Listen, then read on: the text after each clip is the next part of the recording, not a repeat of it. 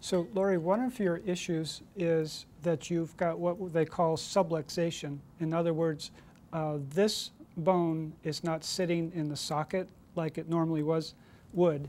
For most people, the muscles in the shoulder, the rotator cuff muscles, hold this bone in place. And when the muscles get very weak, it tends to sag out of the joint. So you can see on my skeleton that this gap here is somewhat similar to yours, where it's kind of sagged downward from the weight of the arm. So the idea with the positioning and the exercise is to keep this bone within its normal position. So the ligaments of the shoulder are not always getting pulled with the weight of the arm.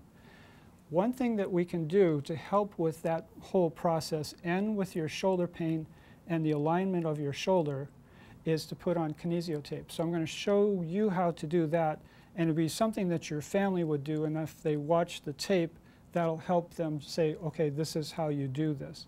And I'm going to do a very simple pattern today, just so that it makes it simple for your family to learn how to do that. Now, what I have right now is your arm in a very comfortable open, what's called an open pack position. In other words, the humerus is sitting in this joint in its nice natural position. And I've got your shoulder in a good location. Everything looks good right now. I'm basically going to be putting on a T pattern from here to here and from here to here. And I have two different colors, and the colors actually don't matter at all. So the way I'm going to do that is start the tape by tearing the corner and exposing about 1.5 inches to 2 inches. And this is going to be our anchor that's going to be right down here. So there's going to be an anchor right there. Now, I'm going to expose most of the tape, and I'm going to try to avoid touching the glue part of the tape as much as possible. Now, with this particular taping, I'm going to give a light stretch, probably about 25 to 50%. This would be 100% stretching as far as it possibly can. I don't want to do that, so it's just a light stretch, 25 to 50%, and I'm going to lay it down just like that. Go ahead and take your shirt away and look to your right. Now, what I'm doing there is just stretching all this skin in here, so when the anchor goes down, it'll be comfortable. And the next step is for me to rub it, and that activates the glue, which holds it in place. After I do this, most of my patients say that their shoulder feels like it's more supported. So what I'm giving you is kind of the feeling of an upward pull, kind of taking place of those muscles that do that. So that's step one. And I have it a little bit high. If I did this over again, I'd cut it about 1 inch shorter than this. So probably about from here to here with the 2 anchors with no stretch on it. And this is the working part right here. So that's part one. Part two, and I ran out of pink tape, your favorite. Your shoulder tends to move out of the socket forward because of your tight pec muscles and other muscles that are kind of moving the head of the humerus this way. We're going to reposition the humerus back this way into the socket where it belongs. And for me to do that, I'm doing the same strategy. I'm exposing some of the tape. And when your family does this, it's going to take them several times of practice. The first couple times may not work perfectly. But after, we'll practice with them and they'll get better at it.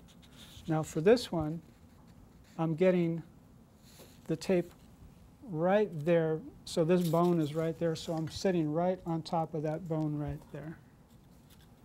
I'm exposing the tape, but not laying it down. And I'm holding on to the last 2 inches. And for this one, again, I'm doing a light stretch. This would be 100%. This would be nothing. I'm doing about 25 to 50%. And again, your family will have to practice to get a feeling for that. And I'm pulling it back like that.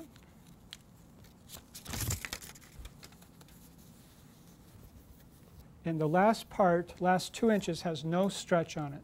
It just sits in there just like that. And when I was doing that, I had my hand here, and I was basically pushing that bone back into the socket fairly firmly, pulling back like this, and getting it into its proper position.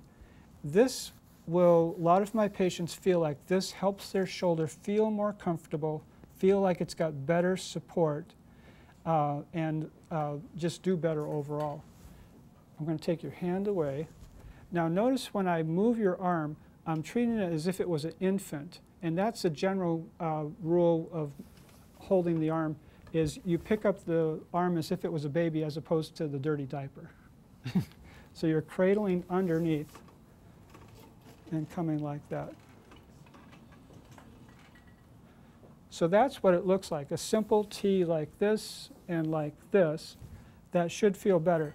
Now, some therapists might use other patterns for kinesiotaping, but for your family, this is a nice, simple pattern, something that they can imitate really easily. Now, you can wear this in the shower. It can get wet. You would just pat it dry afterwards.